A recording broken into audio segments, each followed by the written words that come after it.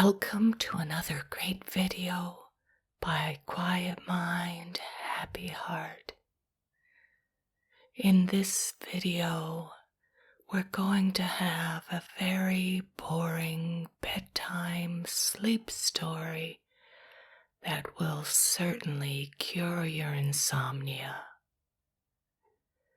I'm going to whisper to you this evening in a soothing voice, and I hope that this boredom will gently lull you off to sleep. Now let's get on to the main attraction. A book entitled A Physiological Analysis of the General Substance Effect of Stimuli in All Living Beings by Max Verworn, Ph.D., professor at Bonn Physiological Institute. Irritability is a general property of living substance, but not exclusively so. Irritable systems also exist in inanimate nature. What characterizes living substances is not irritability as such, but an irritability of a specific type. The irritability of the living system can therefore not be studied alone, but as the properties of a living system that are dependent upon each other. So this property must be considered with the other properties possessed by such a living substance. In this sense, irritability presents a problem of fundamental physiological importance. For if we could analyze the irritability of living substance to its essence, then the nature of life itself could be fathomed. The analysis of irritability of living substance offers us, therefore, a path to the investigation of life, and herein lies the importance of irritability. I wish to follow this path toward the knowledge of vital processes and to endeavor to show the information, the analysis of irritability that lies within, and that of the effect that stimuli can give us, of the mechanisms and processes in every living substance. Before doing so, however, I want to consider somewhat in more detail the question as to how we have, first of all, arrived at the conception of the nature of irritability of living substances. To the thinkers in both the field of physiology of medicine and ancient medieval times, the conception of irritability was quite foreign. Even a conception of the nature of stimuli had not yet begun to crystallize from vague impressions of the various influences of different agents on the human being. Nevertheless, they knew such influences of the most varying kinds upon the human body.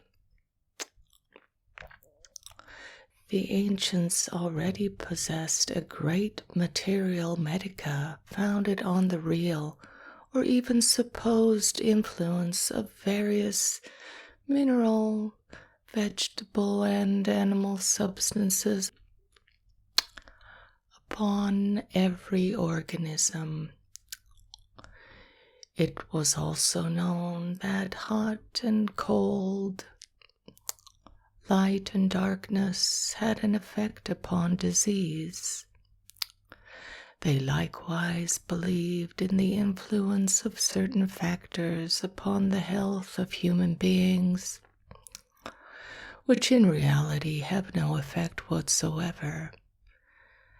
and neither in ancient nor in medieval times was the state of knowledge reached wherein generalizations were made from these agents, which had a real or supposed action upon the organism, and to continue these to a general conception of stimulation. The conception of stimulation and irritability, however, cannot be separated. The founder of the doctrine of irritability is Francis Gilson in 1677, and who was a professor in Cambridge, England. It is a fact, also not altogether without interest, that Gilson was in a certain sense a forerunner of those who interpreted nature from a physical standpoint. Gilson, with an interest in anatomy and physiology, was an excellent observer and experimenter. However, the most prominent trait of his character was his inclination to philosophic observation and analysis of nature. In his voluminous book, Gilson develops an entire system of natural philosophy, which is in accord with the character of the philosophy of that time, but unfortunately is of an absolutely speculative nature,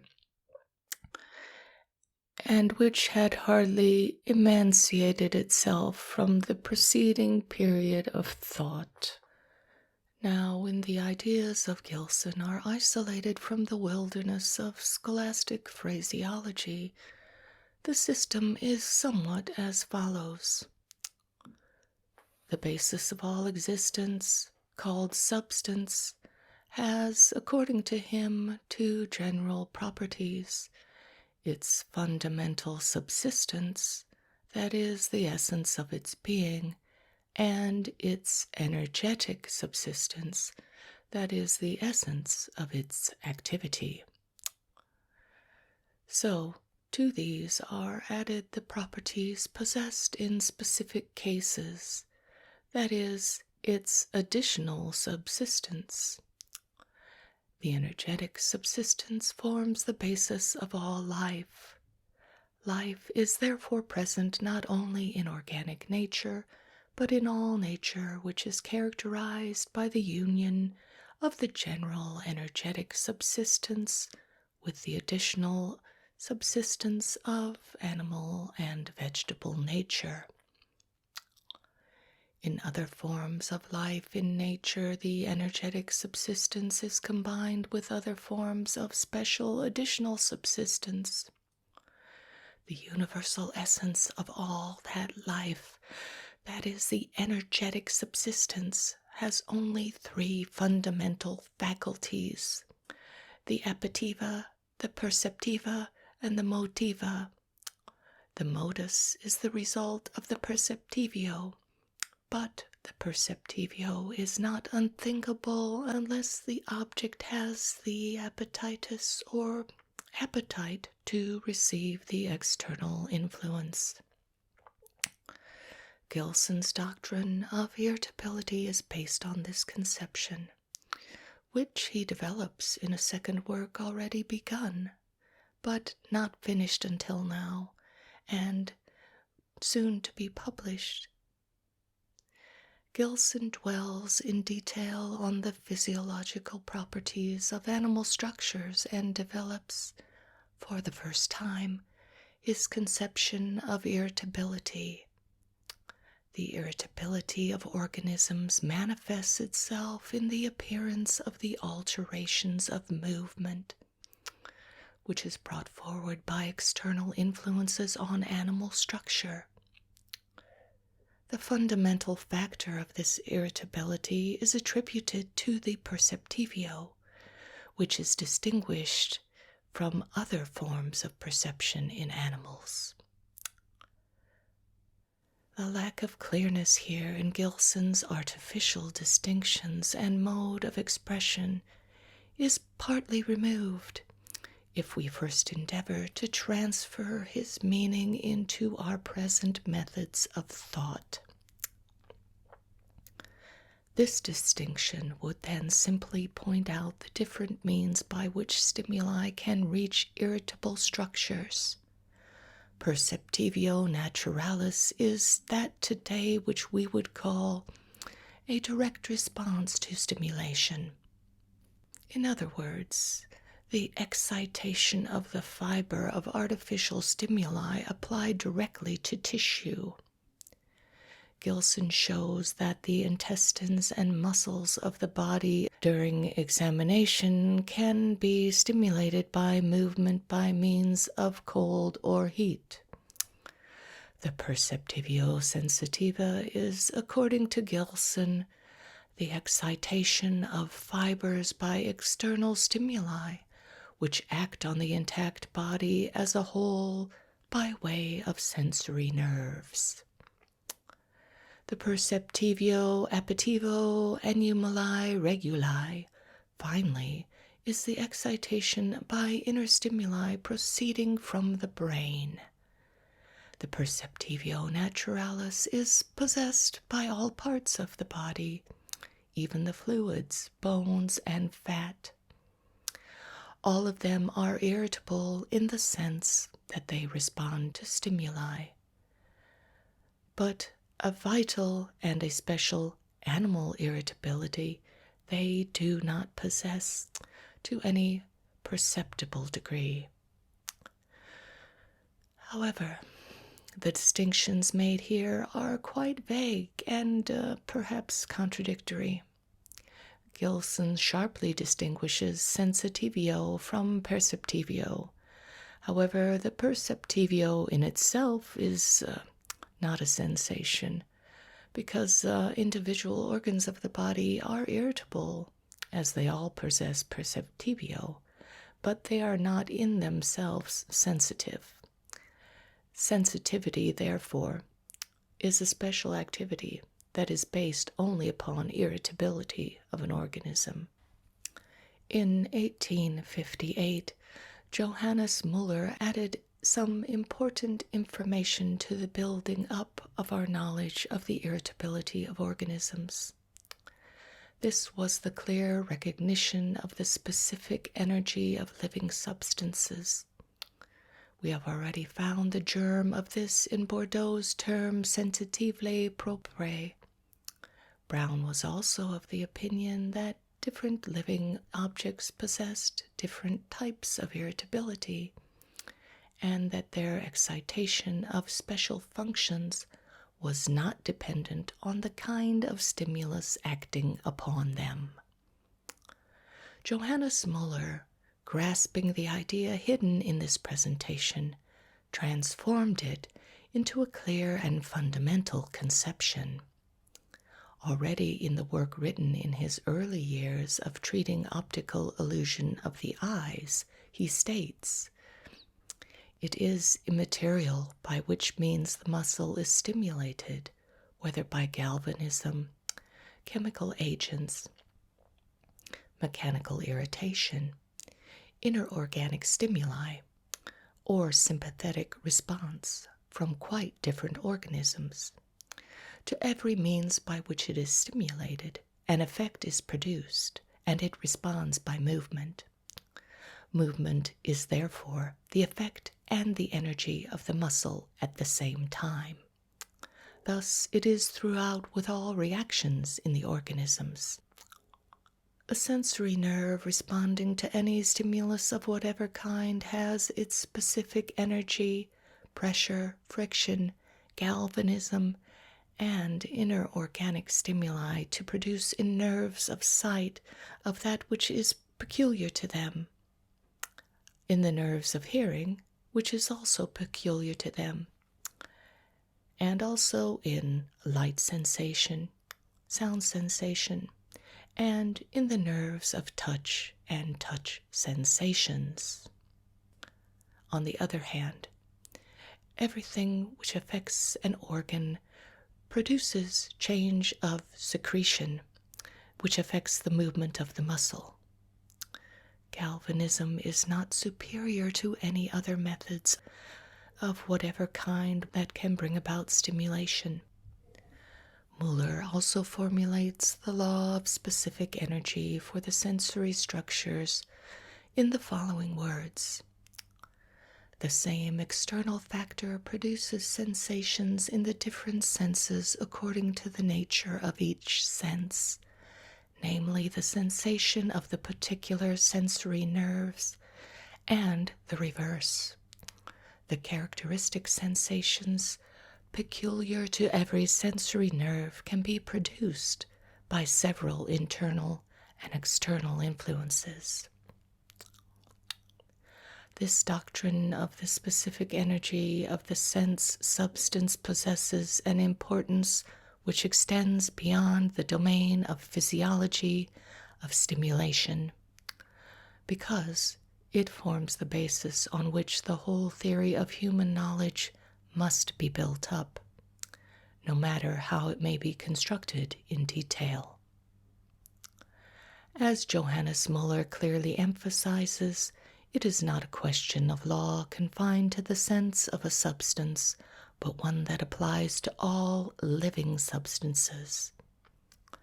Every living substance has its specific energy, that is, its characteristic vital phenomena.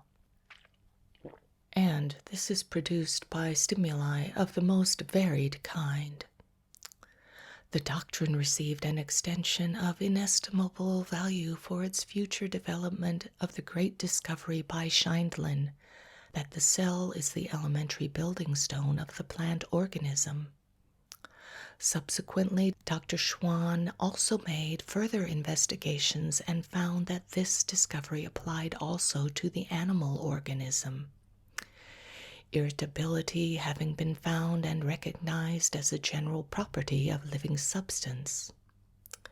It followed, therefore, that after the foundation of cell doctrine, every cell must possess irritability and have its own specific energy. Therefore, it now became necessary to study the manifestations of the irritability of cells in their specific form. Strange to say, this was done at an earlier date in pathology than in physiology. Indeed, since the time of Brown, the study of irritability was further produced far more by pathology than physiology. The chief reason for this, probably, is the great practical interest that the investigation of disease possesses.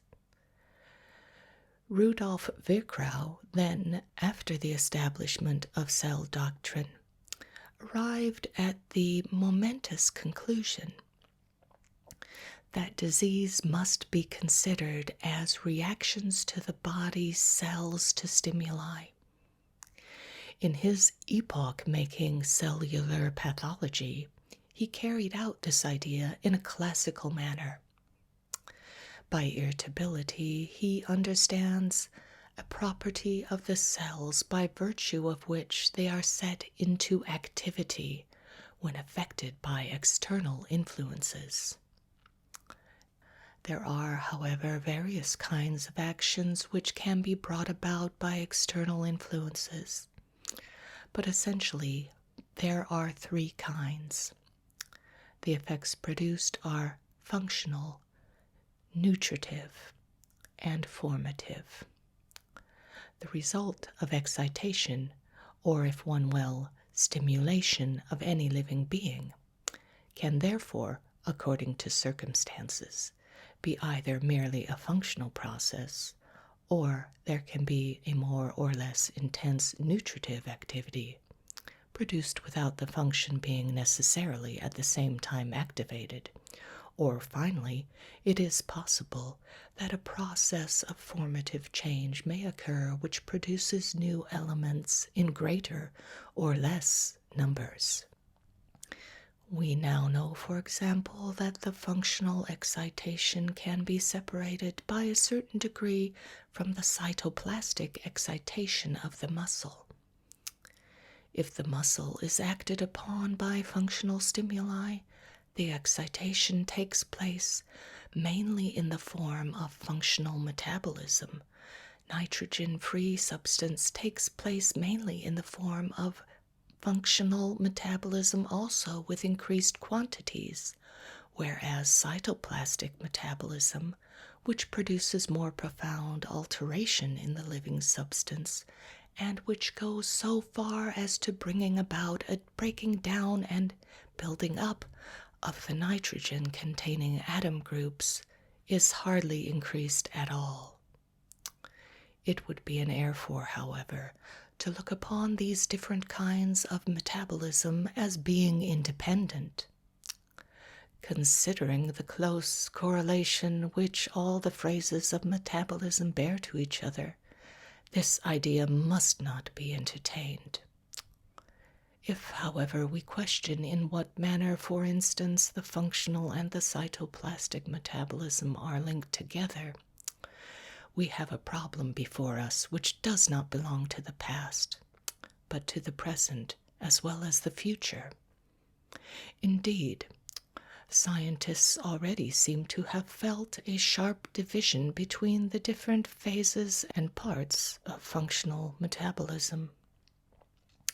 It is true that it cannot be denied that between the nutritive and formative processes, and likewise between the sharp division of the different phases, that immediate gradations may occur. The question today and for the future arises, therefore, as to where the limits of validity, the law of specific energy of substances, is to be placed.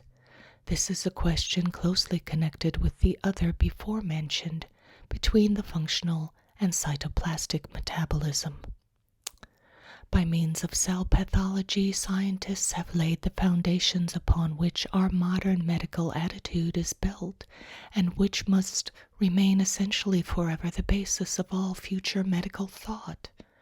Certain critics, lacking in an appreciation of the interrelations between things and ignoring the safer and established knowledge, have considered, in view of the unfoldings of the researches on immunity and serum therapy, that the time of cell pathology was past and must be replaced by the humoral pathological teaching. These ultra-modern critics, however, have here completely ignored the fact that, on one hand, the life of our body is built up from the life of all contained cells, for the life in our body consists only in the cells, and on the other, a fact not considered by them is that the components of bodily fluids originate from vital activity of cells, either directly or indirectly. No result, indeed, of present serology can alter in the least degree the fact that every living disease represents only a disturbance of the physiological processes of the cell life of the organisms and the harmony in their combined workings. Indeed, the more recent observations of serology and chemotherapy are so little opposed to cell pathology that they are in fact only possible when based on the latter. They are only comprehensible then from the unfoldings of cellular pathology. Until quite recently, all those effects of internal factors on the living substance which consist in excitation, that is, in an increase of their specific vital processes, in the foreground of all researches and observations on the irritability of organisms.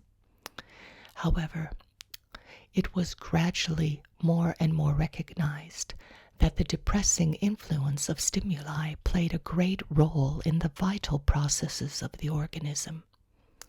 Brown was acquainted with exhaustion produced by stimuli and the discussion of various diseases in which the irritability was reduced, and this occupied an important place in his pathology. That, however, in the normal activities of the organism, such depression or lessening of vital manifestation could result from the influence of stimulation. Since then, the inhibitory processes in nerves have frequently been investigated by others. Only a small number of inhibitory processes were known at that time. For instance, the inhibition of the croak reflex of the frog. They regarded the inhibitory nervous processes as a special state, of which the inhibition of the heart through the vagus nerve was the best illustration. Further, Russian physiologists succeeded by directly stimulating certain parts of the central nervous system, especially the optic lobes, in producing inhibition. It was therefore frequently assumed that in the brain there did exist special inhibitory centers, just as there are motor centers. This view was later shown to be untenable, however. It is only quite recently, and especially since Dr. Sherrington has shown that inhibition plays a part in all antagonistic muscle movements, that we have obtained a broad and more thorough understanding of the inhibitory processes in the life of the organism, as well as a physiological explanation of this important group of activities of the central nervous system. This inhibitory effect of stimulation, brought about by the involvement of the central nervous system in the normal organism, was studied side by side with the effects of stimulation. Bernard, in 1878, first discovered that the excitation of all living substance could be depressed or totally suspended through the influence of certain anesthetics, such as ether or chloroform. By a series of certain experiments, as simple as they were convincing, French scientists showed that irritability could be depressed in mimosa leaves, the growth of germinating plant seeds, and the fermenting action of yeast cells stopped. Likewise, the disintegration of carbon dioxide in cells of the green leaf, as well as the development of egg cells, and also the movements of the animal organism and the sensations of human beings.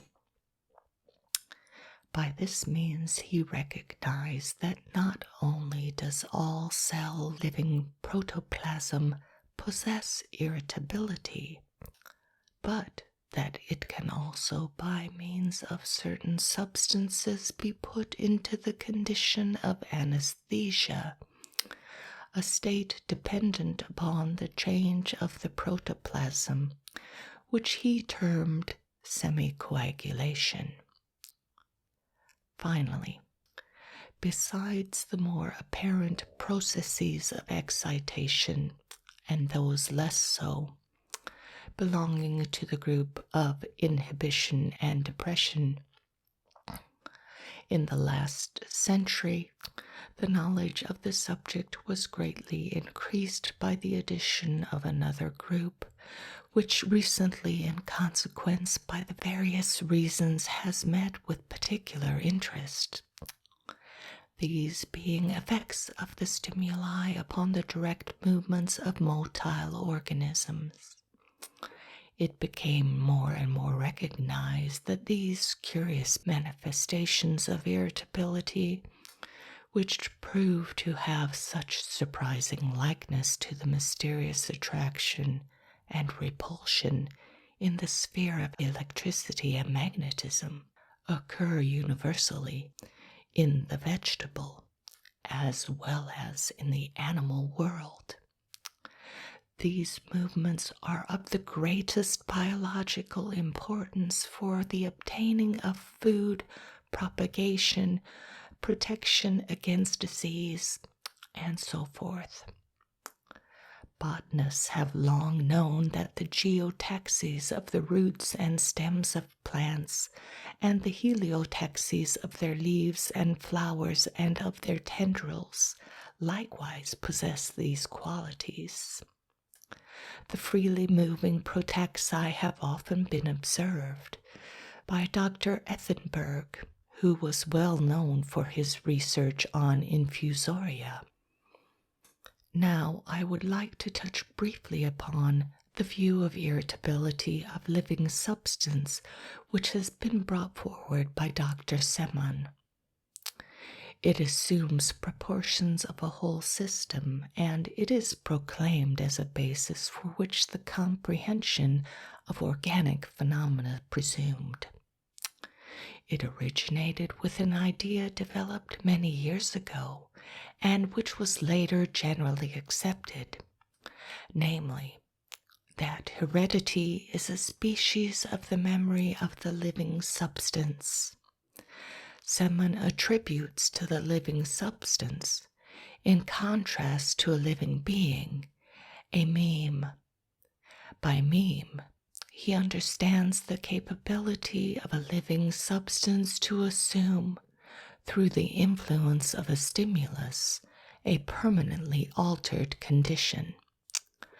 The latent alteration resulting from the stimulus he terms engram. These engrams can, however, not only be activated by the reapplication of the original stimulus, but also by other stimuli, so that the state of excitation once brought about by the original stimulus reappears. Seman calls the reproduction of the state of primary excitation by a later stimulus ekphoriae.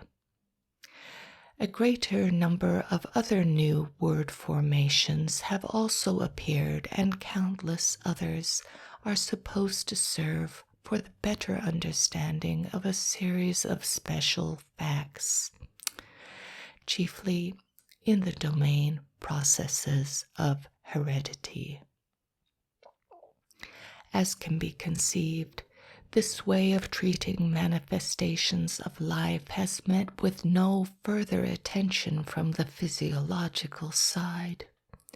For indeed, what physiologist would consider the fact that muscle responding by a contraction to an induction shock or to any other stimulus is sufficiently analyzed by the explanation that we have a state of excitation that was once previously produced by the external stimulus of some unknown kind, and of that which the living substance of the muscle in consequence has later retained a latent effect. Here the gulf is apparent which exists between the demands of a physiological analysis and the futile explanation of the meme doctrine. With this history, therefore, the doctrine of irritability of organisms enters into its present phase of development. To further research remains then the problem of further analyzing irritability, this common property of living substance, and finally rendering it into its simplest chemical and physical components. This last goal can only be approached very gradually, step by step. With the analysis of irritability, we shall investigate life itself. The nature of stimulation. The common problem of all scientific research is the investigation and formulation of natural laws. The assumption of a unity in the happenings and existence of the world in accordance with definite laws forms the indispensable foundation of all scientific study and is fully justified by experience. Experience has taught us, as a result of innumerable individual observations, the existence of such accordance, whereas in not a single instance it has been shown that this is not the case. We are thus justified in assuming without further discussion that every scientific research, every new problem which we approach, is likewise founded on this unity of occurrences in accordance with natural laws. Only on the firm basis of this assumption has scientific investigation a purpose, and every living success is a new proof of this. There is unanimity of opinion concerning this among scientific investigators in all fields. Not such complete agreement, however, exists in regard to the question by what symbols of human thought and speech these laws can be described in part as well as in total, so that existing laws cannot only be fully and conclusively defined, but at the same time without the use of superfluous terms. According to Ernest Mach, thought is an adaptation of facts.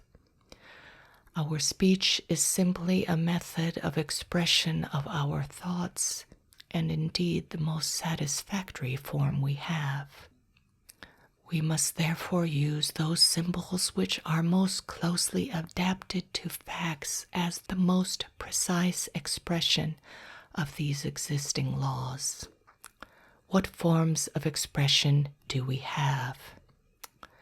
It might appear that a discussion of this fundamental question does not have a close connection with our special subject of physiology of stimulation. This, however, is not the case. Indeed, it is an irresistibly previous requirement that not only for the elucidation, but also for the understanding itself of this particular field. We could not come to a clear understanding in this field without such an analysis.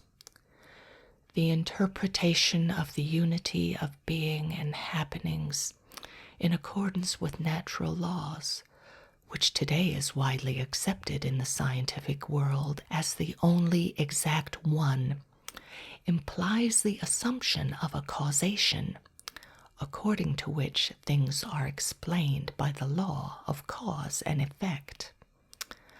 I have already on various occasions taken the opportunity to criticize this view and to show the error and confusion to which it leads. I would therefore like to enter here somewhat in more detail into the reason for my criticism. It is here particularly directed against the scientific use of the term cause on the basis of our best known theoretical principles. Is it clear that all scientific observations and explanations are founded on experience? Can it be said that the conception of cause originates from experience? We can say with absolute certainty that the conception of cause dates from prehistoric times. Its beginning reaches back to the Stone Age, to at least Neolithic, and possibly to Paleolithic culture. This is demonstrated by the careful reconstruction of these prehistoric races based on a critical comparison of the remains of their culture with that of primitive races living today. The ideas of these primitive races show an inclination to an extraordinary degree to explain in all happenings in the world anthropomorphously. All happenings in surrounding nature are given the same origin as the activities of humans themselves. To us, on this plane of fantastic speculation, all events in nature appear as the acts of will of invisible powers, which, having originally proceeded from the souls of those that have passed, we think and feel and act as they did. This anthropomorphic conception of the occurrences in the surrounding world is one of the many conclusions which ensue from the supposition of an invisible soul which can be separated from the body. It was thought that this conception gave the impetus for the transition of human thought from the area of the naively practical to the area of theoretical spirit in that far-removed age. In this anthropomorphic transference of personal subjective impulses of will to the objectively observed events of the surrounding world lies the origin of casual conception, which since then has generally been used as the explanation of happenings in the world. One cannot assert that the formation of the conception of cause is purely a product of experience, but rather a result of naive speculation.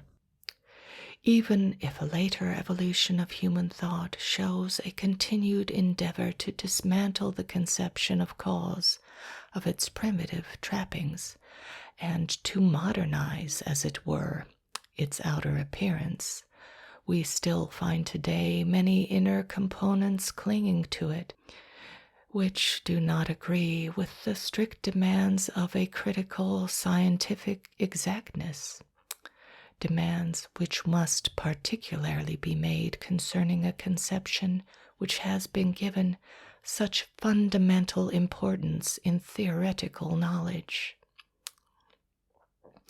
I wish to observe here, however, that the conception of cause, even though more or less unconsciously so, is still the remains of a part of the old anthropomorphic mysticism carried over into our own times.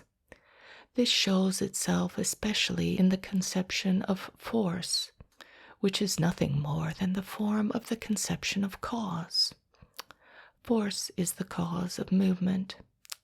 One has here in anthropomorphic manner transferred the action of the will of the human, which produces the movement of muscles, into lifeless nature. The force of the sun attracts the earth, that of the magnet attracts iron, and so on. In short, one has introduced a mysterious, unknown factor, instead of being content with the simple description of facts. And although late natural science has also dispensed more and more with the conception of force as a means of explanation, it is still today not wholly done away with. That which applies to the conception of force is likewise true of the conception of cause. Another point concerning the application of the conception of cause seems to me, however, to be of much more importance, namely that a single cause is to be held responsible for the taking place of the process. One endeavors to explain a process in general by seeking for its cause. The cause being found, the process is considered fully accounted for. This idea is not only widely spread in everyday life, but is even found frequently in natural science, especially in biology, although here, it should be known, the processes are decidedly more complicated.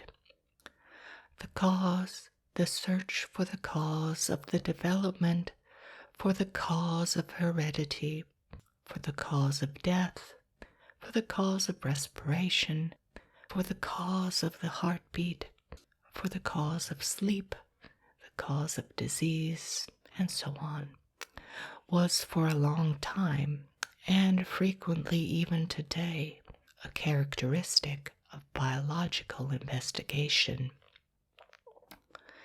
As if such a complicated process of development, disease, or death could be explained by a single factor. In reality, one has obtained very little as a result of the analysis of a process by discovering its cause. In addition, the false impression arises that through the finding of this one factor, the process has been definitively explained. It has been generally recognized in the natural sciences in recent times that no process in the world is dependent upon one single factor, and attempts have been made to give this fact more consideration. It is the custom at the present time to hold the view that every process or state is brought about by its cause, but that a series of conditions are also necessary to produce the process. Of such a view, however, which considers that two different factors arising at the same time are necessary to the accomplishment of every happening or state, namely the cause and effect of conditions, leads to new difficulties. For then, upon a more exact analysis, arises the question, which is the cause and what are the conditions? It is very soon found, however, that this does not permit any strict differentiation, as the two concepts cannot be separated. This difficulty was brought to my notice with particular force during an animated discussion with a friend and colleague about 20 years ago, which I have always remembered. I observed at that time the dependence of a pseudopod formation on amoeboid cells on the oxygen of the medium, and found that the expansion phase of protoplasmic development, that is, the extension of the pseudopods, the centrifugal flowing of the protoplasm into the surrounding medium, and with this the enlargement of the surface of the cell body. It only takes place when oxygen contained in the surrounding medium and never occurs in its absence. Being at that time wholly under the influence of the conception of cause, I believed that oxygen was the cause of the formation of pseudopods. To this my friend made the objection, yes, I acknowledge the fact of the dependence of the formation of pseudopods on oxygen. But what informs me that the oxygen is really the cause? It might merely be a condition.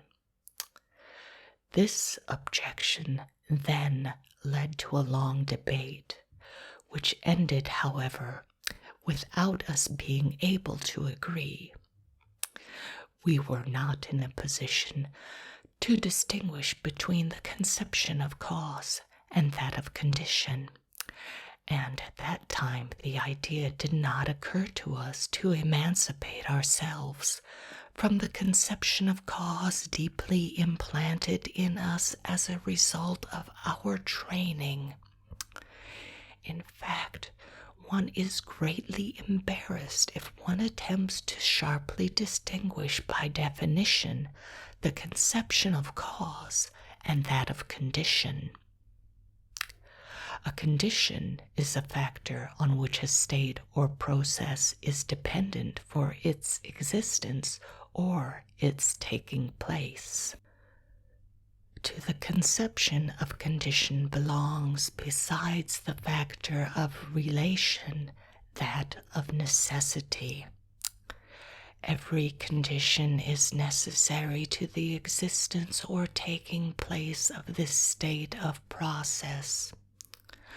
Without the condition in question, the state of process does not occur. The same must be demanded for the conception of cause. No state exists, No process takes place without its cause. The cause then has itself the specific character of a condition. It is itself a condition. Has it perhaps then some less specific peculiarity in contrast to the other conditions, which would give it a prominent place? Experience teaches us that nothing, that is to say, no state or process in the world, is dependent upon a single factor alone. There are numerous factors which bring about the state or process. Would it be possible to distinguish which of these particular conditions is of the greatest importance? It must be taken into consideration that the importance of a condition is not one which is capable of increase or decrease, for the simple reason that necessity, which forms an essential component of the conception of cause, cannot be varied. A factor cannot be more than necessary for the existence of a state or the taking place of a process. If, however, it is less than necessary, then it is not necessary at all, and the state or process exists also without it. That is to say, the factor is not a condition. In other words, all conditions for a state or process are of equal value for its existence, as they are all necessary. If one attempts to prove by means of concrete examples this statement obtained by purely logical deduction, a control which, considering the experimental nature of modern thought, never should be neglected even in the simplest of reasoning, it might appear that an objection could still be made against its general validity. From various substances it might be concluded that there are conditions which as such are not absolutely necessary for a state or process, but can be replaced by other factors. An example may serve to make this clear. I poured diluted hydrochloric acid on a powdered carbonate of sodium, and carbon dioxide is then set free. The addition of hydrochloric acid is here a condition for the liberation of the carbon dioxide. Without the presence of the hydrochloric acid, the process would not occur. This reaction can occur as a partial component in very different complexes of processes. Or, to quote another example, taken from the subject with which we are especially concerned here, I allow an induction shock to act on the nerve of a nerve muscle. The muscle contracts. The electric stimulus is the condition for the muscle contraction. But I can substitute for the induction shock a mechanical stimulus by sudden pressure of the nerve, and the muscle again contracts. The analysis again shows that the induction shock as such was not the condition for the muscle contraction, but the excitation of the nerve which produced it, and which is conducted as a specific impulse to the muscle. This excitation of the nerve, however, can be induced by very different kinds of processes, namely, by all processes which possess in common the very characteristic that they suddenly increase certain disintegration processes in the living nerve substance. Indeed, the further analysis of the whole process shows, in addition, that the nerve impulse as such likewise does not form a condition for the contraction of the muscle, but It first of all produces the necessary condition for the muscle contraction by suddenly, greatly increasing certain chemical processes which take place in the living substance of the resting muscle.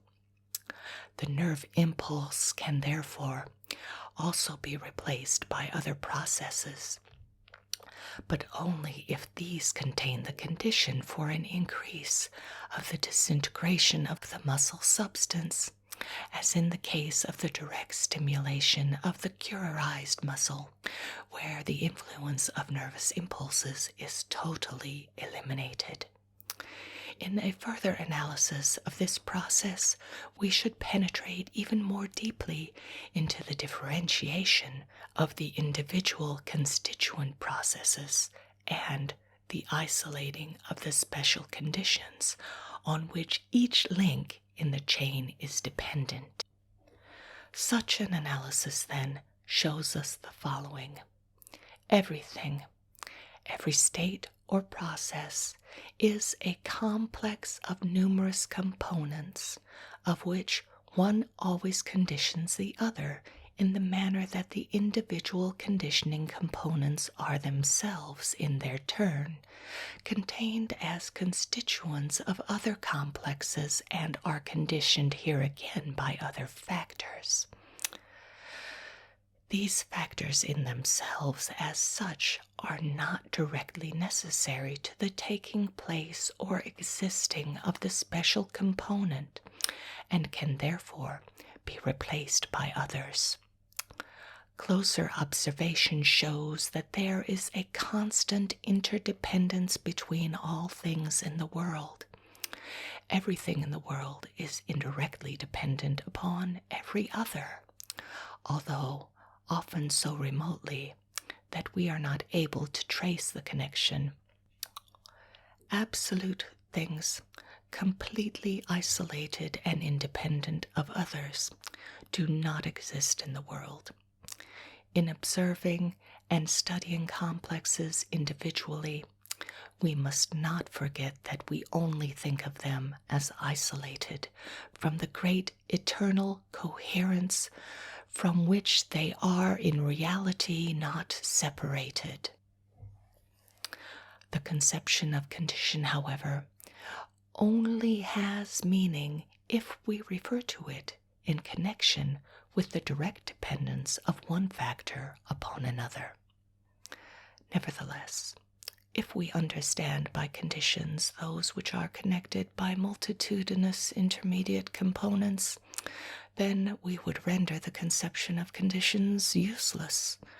For if everything in the world were the condition of every other thing, the conception of relation would lose its value in special states or processes.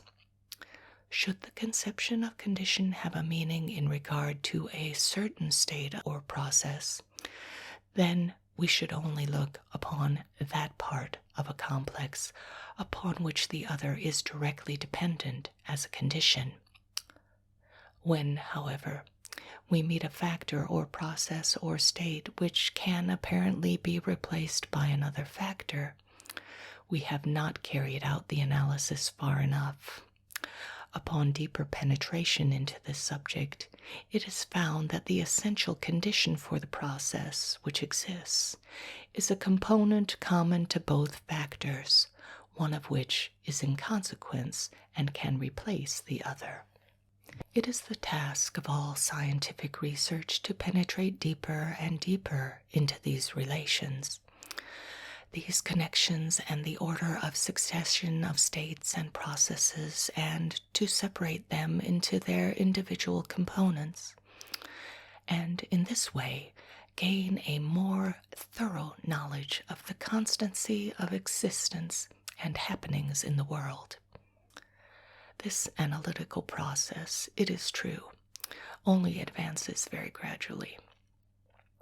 We must accept for the present, especially in the complex biological processes, that a whole complexity of members appears conditioned, and that a complex aggregate is a condition of the whole process. we are not yet in a position to define the special components of the constituent processes.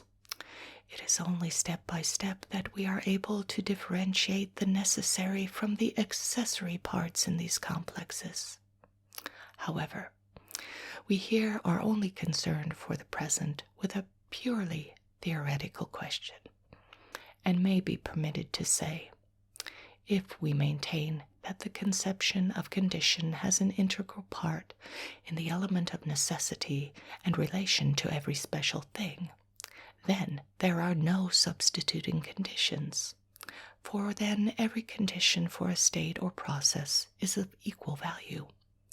There is no justification to give more prominence to one condition and place it in the position of being the cause. If the cause is elevated, then it is done for some superficial motive. This is confirmed by a glance at the practical use of the term cause. The cases in which the cause is always at once clearly recognized and named without doubt and hesitation are those where a new factor is added to an already existing system of conditions which brings about a process. When such a process is produced, the last added condition is considered a cause. In scientific investigation, such methods should play no role, for to every careful observer it must appear quite clear from the beginning that the previously existing conditions have had a great value for the taking place of the process and its explanation as that last added. We hope you have found this video to be very boring, a cure for your insomnia, and a relief for your troubled mind. Please join Quiet Mind, Happy Heart for more boring bedtime stories. Good night.